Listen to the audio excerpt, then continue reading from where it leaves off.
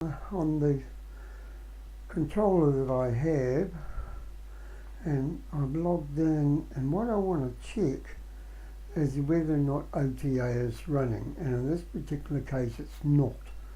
So the next step for me will be to load up the Arduino IDE and in config.h enable OTA, and then recompile and upload, followed by the Filesystem files. There is one thing I want to show you before I do this, because it'll prove that the OTA actually works, and I'm coming way down towards the end of config.h. Please don't do this, you don't have to, this is just for demonstration only. So I'm going to define two flags here, which are OTA test flag and Alpaca discovery test flag. Those test flags I can actually see on the controller management server pages. So let me just go and have a look. Looking at the system page, and I think it's under chip and file system.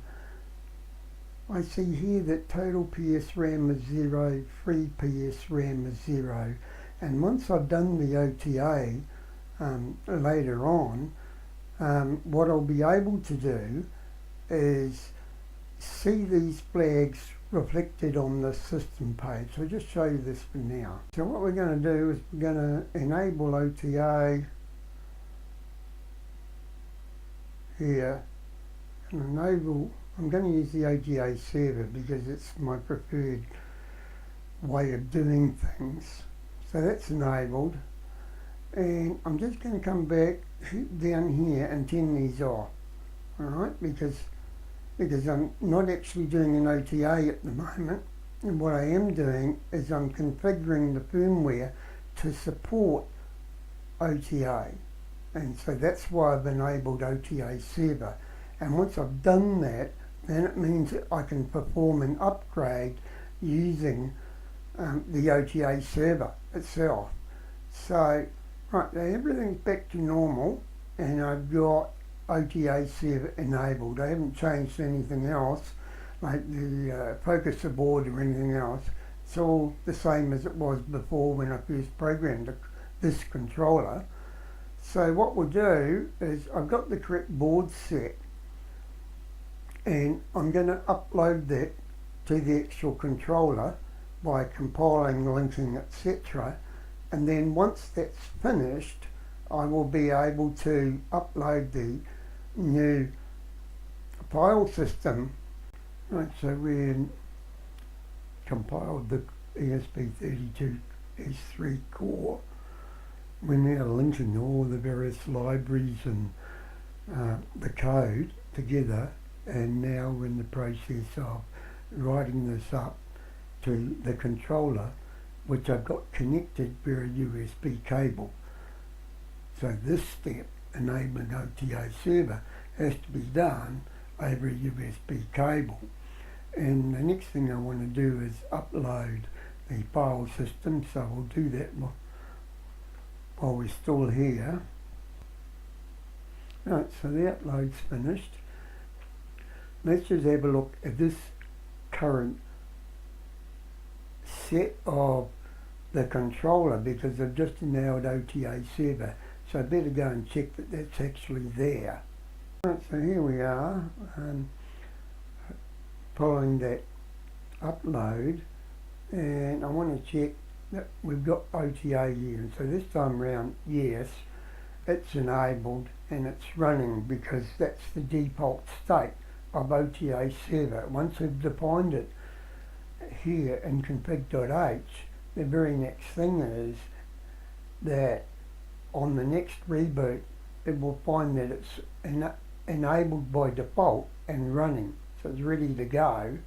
And if I change the port, and this is running on port 9999, and if I change that, I'm now logging into the OTA server, has a different password and username, and I click sign in, and so I know all of that's working. Right, so we'll go ahead and prepare a new firmware update that we can upload to the controller. Here's the new firmware. Basically what I did was I copied version 7 to version 9 and made a few changes. And so one of the changes that, again, I'm going to show that this OTA is actually working correctly, was I'll just enable those two test flags like this. At the moment, the controller doesn't have to be connected, because what we're about to do now is we're about to do verify, and that will create the file that we need, which is the bin file for the firmware.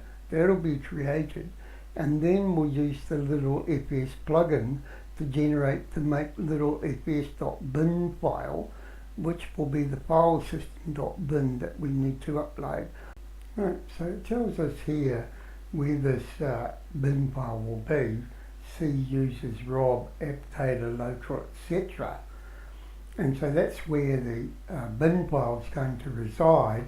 And while we're still here in the Arduino IDE, we'll go Control F, Shift P, and this time we want to choose Build, and we want to build the image into the sketch directory. So we'll do that, and that's done. So we've now got a firmware file system, a firmware and file system bin files. So this one way out here, which is in this particular folder, and I'll put both of those in an upload folder. Right, so I've got here the filesystem.bin file in the source directory of the sketch, and I've copied that into my upload folder, and the other file, which is underneath, uses your name, app data, local, etc. Here we go, sort of app data, local, Arduino, sketches, then this particular folder, which I got, remember, from the compile output of the controller of the Arduino IDE. So the file was this one, .bin, and I have loaded those into the upload folder. So now we're ready to do the OTA. Here we are. I'm going to upload the firmware first. So the first thing I do is check that the OTA mode is firmware, and then I go select file, and what I'm looking for is this firmware bin file that's sitting in my upload folder. So let's find out where it is.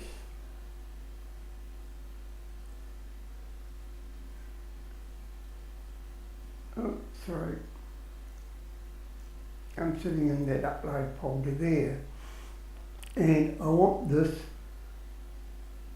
firmware bin file to load first, and it's 1.4 meg. So I'm going to open that, and notice immediately I click that, it starts, and it's uploading the firmware bin file now. And remember, I'm doing this over a network. The controller is not connected anymore, but it's connected to the network. And so that's successful. I go back, and this time I want to do the file system. So I go out and select the file, and the file is that one. And I'll open that, and again, uploading. And when that's finished, it doesn't take long to upload these things. This is on a relatively fast network anyway. Right, so I'll go back, and that's all well and good. So I've done the upgrade, and the upgrade has gone into the App 1 partition. So I'll go back to the management server. So here's the management server, and in order for the controller to switch to the firmware that's now at 1, I have to do a reboot. So it says reboot, and now notice this, number 1, the firmware version. If that firmware version changes after the reboot, we know OTA's happened. So I'm going to reboot the controller. Are you sure? Yes, I am. And this page will refresh by itself 15 seconds. So after 15 seconds, notice what this says, 32209. And if I was to go into system, and I was to go into chip and file system, remember this flag that I enabled? So that shows me that I've uploaded the file system as well has been changed, and the firmware itself has been changed. So that was a little thing that I put in when I was testing OTA in the first case. So that's pretty good. So we're up and running.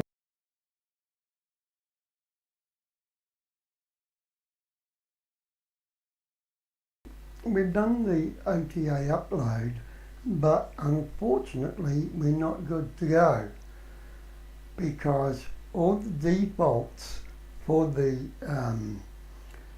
firmware have been reset, because what we normally do is we normally set a post configuration, and you do that after uploading the first firmware, where you change the position, next steps, etc. And there's an actual video on that. And so what we need to do is we need to go and reset all those settings.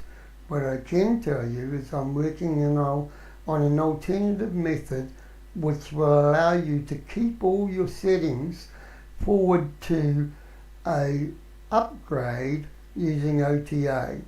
So that will be coming in the next release, but in the meantime, this is what you have to do following an OTA update. So let's switch over to the management server and start making those corrections. And I've clicked on the motor tab to begin this process. Now the first thing I did before I did the upgrade, and this is mentioned in the previous video part 1, was that I normally reset position to be 0 in the observatory before actually upgrading the firmware. My max steps is 5700. Coil power I don't use. Delay after move is irrelevant for me. The delay for me is 4200, and I'll set that. Not worried about park or anything else. Step mode is always 4 steps for me, and I'm 33.2 was step size, and so that seems to be good. In terms of servers, I normally run all the servers, so I'm going to start all those up. I'm not using a display, so I'm not worried about it. Duck DNS I do in fact use, but I think I disabled this in the firmware, which we've just uploaded on. No, it's fine, it's working. Miscellaneous, it's still set to my default, should obviously change those. Temperature, I'm not worried about. Backlash, I do use backlash, and I do use around 11, and the other one is, I think it's 17.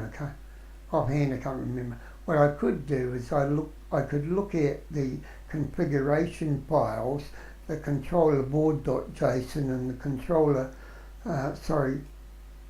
config controller .h files, and actually find out from there. I am using home position switch, and I'm not using store guard or anything else, so that's fine. Inputs, I'm actually not using any of these because it's on a remote observatory and it doesn't make sense. Motor move, links, files, presets. I don't normally use presets on a remote thing. OTA, we know is running system side reboot.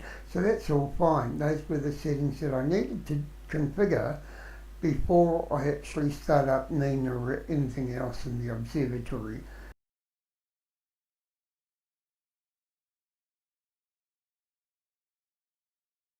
Because we did that OTA over a network and not using a cable, this is a controller that's sitting in a remote observatory. I didn't tell you that to start with, but that's where it is. And we can see now that we've updated this on a remote observatory, and it's quite fortunate that this leads us into the discussion of how do we do all of these things and set up a focus controller for a remote observatory that we can access and control, etc., and fix things when things go wrong. And that's going to be the subject of the next video.